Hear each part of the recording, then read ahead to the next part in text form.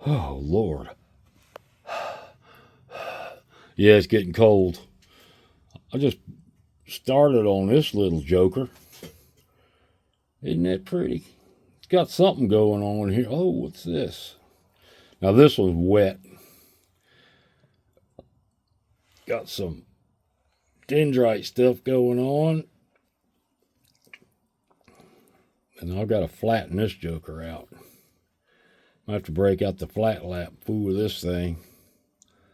I think it'll be a keeper.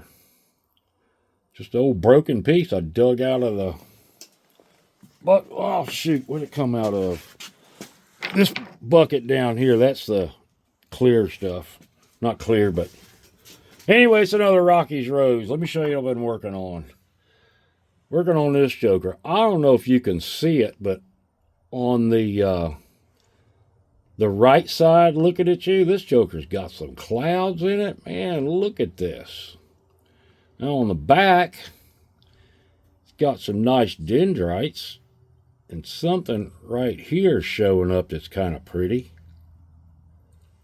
It's like a bird or something flying up there. But you know what? Since I've been working on this joker about the last, 5 hours, I think I'm going to go make me a sandwich. Look at this thing. It's another one I dug out of the back there. Let me get you a better picture. There you go. There's the clouds. You see them? I've got this up to about 1,200. Every time I clean it off, I see something else that 600 didn't take it out, because it goes from 250 to 600. I've been looking and looking to get a 400, but yeah, I'll go make me a sandwich. Sandwich, of course. But that was this afternoon's project, and once again, I dug it out of the...